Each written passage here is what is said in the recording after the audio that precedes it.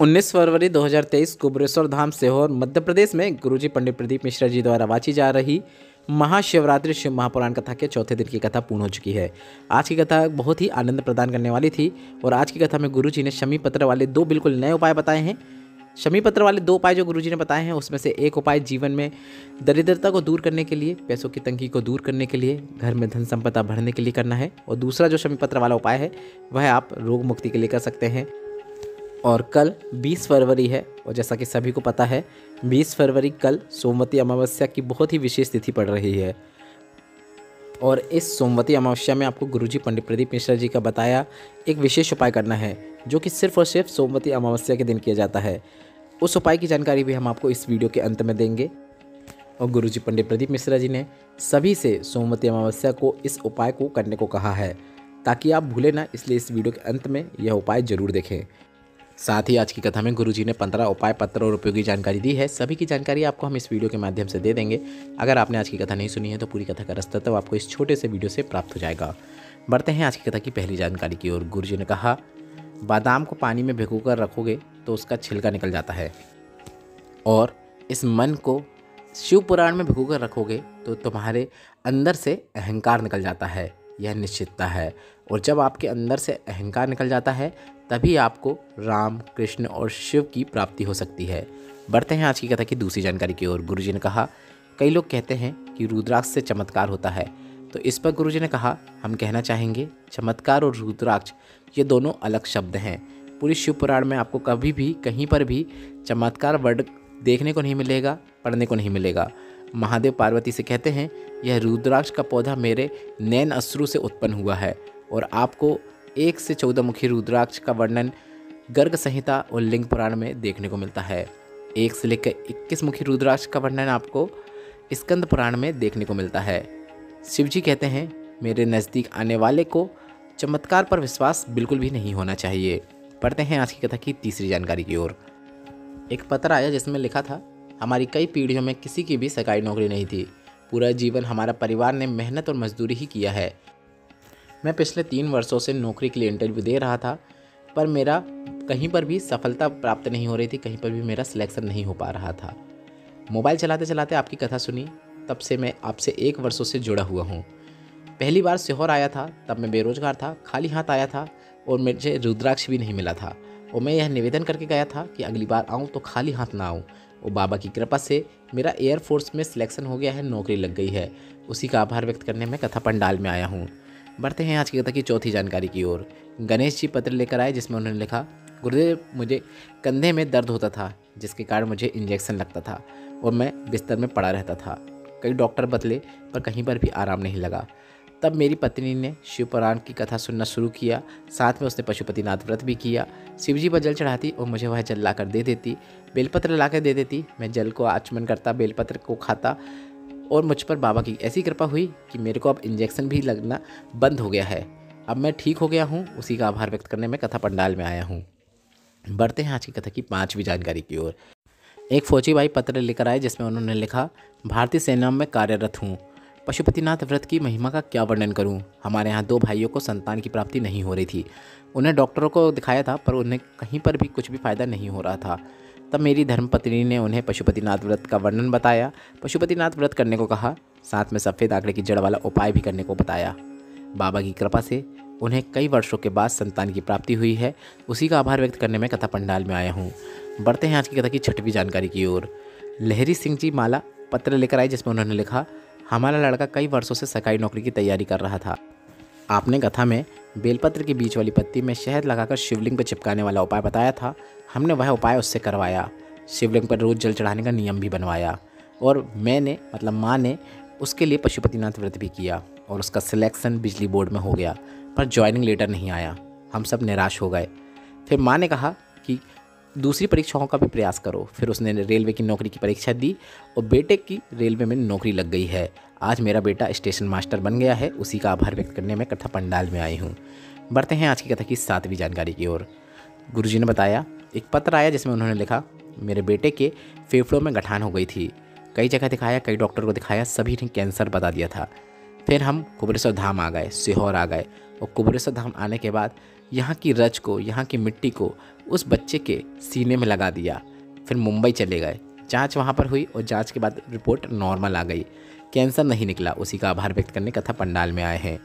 बढ़ते हैं आज की कथा की 8वीं जानकारी की ओर। गुरुजी ने कहा, लाखों लोग ने लिख दिया कि वहाँ पर खाने पीने की व्यवस्था नहीं है, सीहोर में कुछ भी व्यवस्था नहीं है, कुबरेश्वर धाम की व्यवस्थाएं कुछ भी नहीं है।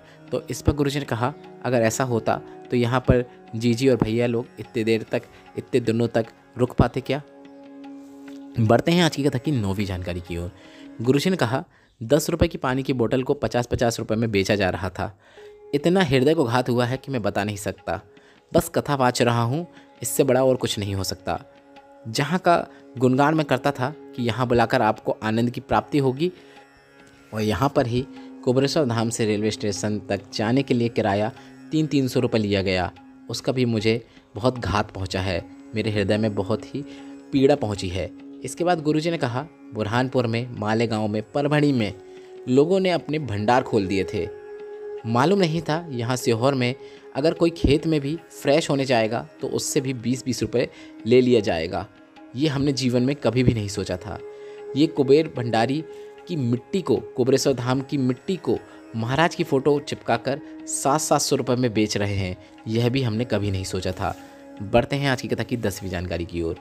इसके बाद गुरुजी ने कहा, विश्वास से कहता हूँ, नज़ारा जो अभी मैंने देखा है, अगली बार जब रुद्राक्ष महोत्सव होगा, भले ही उसमें रुद्राक्ष का वितरण ना हो, पर पानी की व्यवस्था होगी, वो भी आरओ के पानी की व्यवस्था होगी, रुकने की व्यवस्था होगी, और इतनी अच्छी व्यवस्था होगी कि क्या आप होटल या धर्मशाला में वह व्यवस्था देख पाएंगे। इतनी अच्छी रुकने की व्यवस्था यहीं कुबेर भंडारी के प्रांगण में होगी। आपको बाहर रुकने की ज़रूरत भी नहीं होगी। मेरे कुबेर भंडारी सब व्यवस्था कर देंगे और सब निःशुल्क होगा। आपको किसी भी प्रकार का कोई खर्चा करने की ज़रूरत नहीं होगी, क्योंकि हमने देखा है 1000 का रूम था, जिसको लेने गए तो लोगों ने उसे 5000 कर दिया। इसके बाद गुरुजी ने कहा कि ये कहाँ की रीत है, इस प्रकार से कौन करता है। इसके बाद गुरुजी ने कहा, आप लोग यह मत सोचना कि वे लोग अपने पिता के घर में आए हैं और उन्हें कष्ट हो रहा है, तो देवादिदेव महादेव को भी दुख हो रहा है, तकलीफ हो रही है, और देवादिदेव महादेव इसका जरूर फैसला करेंगे। इस बात को ध्यान में रखना। बढ़ते हैं आज की कथा की 11वीं जानकारी की ओर। इसके बाद गुरुजी ने कहा कि मैं मेरे बाबा में लगा रहा, मुझे परखने में देरी हो गई, जनमानस को नहीं परख पाया, मैं इन्हें नहीं जान पाया। इन सब के लिए मैं आपसे क्षमा चाहता हूँ, माफ़ी चाहता हूँ। इसके बाद गुरुजी ने कहा, इस बार मैंने 5 लाख लोगों की व्यवस्था भोजन पंडाल में एक साथ बैठकर करने की थी। अगली बार कुबेर भंडारी की दया से, बाबा की कृपा से पंडाल में 10 लाख लोगों की एक साथ बैठकर भोजन करने की व्यवस्था की जाएगी। बढ़ते हैं आज की कथा की 12वीं जानकारी की ओर। गुरुजी ने कहा, भोपाल के मन के सुख के लड़कों का सेवा के जो सेवा कर रहे हैं, उसके लिए मैं उनका आभार व्यक्त करना चाहता हूँ। गुरुजी ने महाराष्ट्र और छत्तीसगढ़ से 2 ट्रक भर के जो अनाज आया है, उनका भी आभार व्यक्त किया है। बढ़ते हैं आज की कथा की 13वीं जानकारी की ओर। गुरुजी ने कहा, सनातन धर्म की बदनाम करने का ठेका कई लोगों ने ले रखा है। ऐसा करने में दूसरे तो बाद में आते हैं, अपनों ने ही आगे बढ़कर सनातन धर्म को बदनाम कर दिया है। बढ़ते हैं आज की कथा की 14वीं जानकारी की ओर।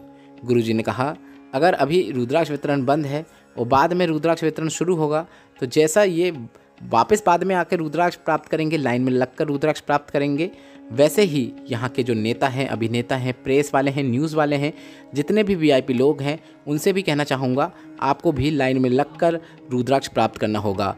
और कोई ऐसी व्यवस्था नहीं रहेगी कि कोई ये कहेगा कि ये इसका भाई है, उसका भाई है, इसे रुद्राक्ष दे दो।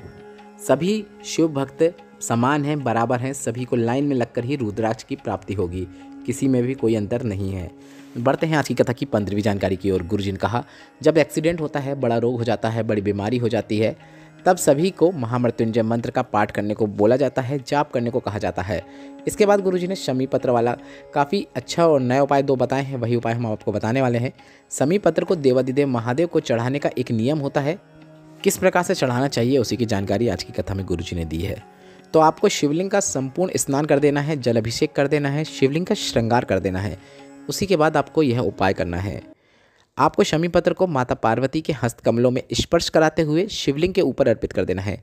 मतलब आप अपने हाथ में शमी पत्र पकड़िए, इसके बाद माता पार्वती के जो हस्त कमल है, शिवलिंग का जो कटी भाग है, उसमें शमी पत्र को स्पर्श कराइए, छोड़िएगा मत, स्पर्श कराइए। इसके बाद शिवलिंग के ऊपर उसी शमी पत्र को अर्पित कर दें।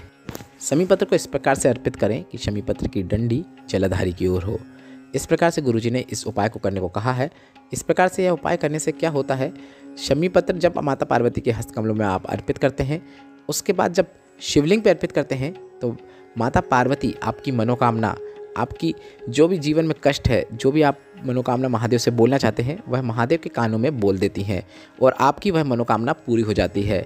अभी समय के अभाव के कारण यह उपाय हम आपको वीडियो में करके नहीं दिखा पा रहे हैं, पर कल की कथा जब आएगी, कथा का जब हम वीडियो बनाएंगे, उसमें यह उपाय हम आपको वीडियो में करके जरूर दिखा देंगे। बढ़ते हैं आज की कथा की 16वीं जानकारी की ओर। गुरुजी ने कहा, जब बहुत ज़्यादा मात्रा में दरिद्रता होती है, जीवन में बहुत कष्ट होता है, पैसों की तंगी होती है, कर्जा बढ़ता चला जाता है, तो आपको बेलपत्र और शमी पत्र वाला उपाय प्रैक्टिकल में करके जरूर देखना चाहिए। जीवन में एक बार यह उपाय करके जरूर देखिएगा। आपको एक बेलपत्र को जलाधारी में अर्पित कर देना है। बेलपत्र को जलाधारी में ऐसे ही अर्पित करें कि बेलपत्र की डंडी जलाधारी की ओर हो। इसके बाद एक बेलपत्र को इसी बेलपत्र के विपरीत में माता पार्वती के हस्तकमलों में अर्पित कर देना है। इसके बाद 7 शमी पत्र आपको शिवलिंग के ऊपर अर्पित कर देना है।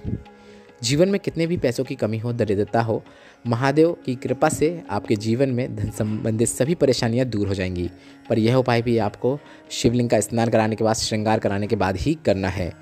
यह उपाय भी हम समय के अभाव के कारण आज नहीं बता पा रहे हैं, पर कल की कथा की वीडियो के साथ इस उपाय को भी हम आपको करके दिखा देंगे।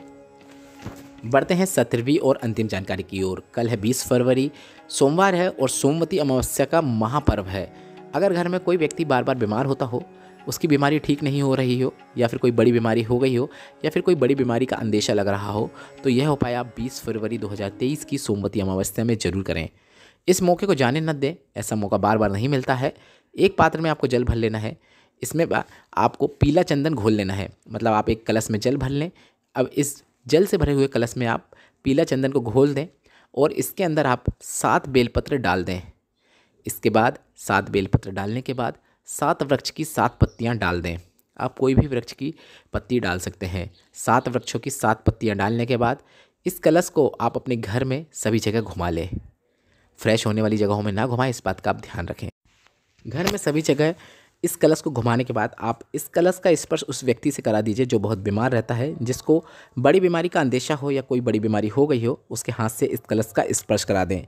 अब इस कलश का जल और इसके अंदर की बेलपत्र और 7 पेड़ की पत्तियां जो हैं, उन सभी को आपको शिवलिंग के ऊपर श्री शिवाय नमस्तुभ्यम बोलते हुए अर्पित कर देना है।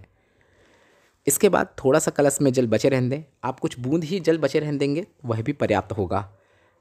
पूरा जल अर्पित करने के बाद जो थोड़ी सी जल कलश में बूंदें बच गई हैं, उस बूंद को आपको महादेव की चौखट में, शंकर भगवान की देहरी में अर्पित कर देना है। बहुत सारा जल अर्पित मत कीजिएगा, थोड़ा सा ही बचाइएगा ताकि चौखट में थोड़ा सा ही जल अर्पित हो। इस प्रकार से यह उपाय सोमवती अमावस्या में जरूर कीजिएगा। गुरुजी ने सभी से इस उपाय को करने को कहा है। यह उपाय गुरुजी ने अपनी पिछली कथाओं में बताया था, पर कल विशेष पर्व है सोमवती अमावस्या का, इसलिए यह उपाय हमने आपको आज बता दिया। वीडियो में बताए गए उपायों से संबंधित प्रश्न आप हमसे कमेंट के जरिए पूछ सकते हैं और मेरे द्वारा दी गई यह जानकारी अगर आपको उपयोगी लगी हो तो वीडियो को लाइक करके कमेंट बॉक्स में आप हर हर महादेव टाइप करना मत भूलिएगा।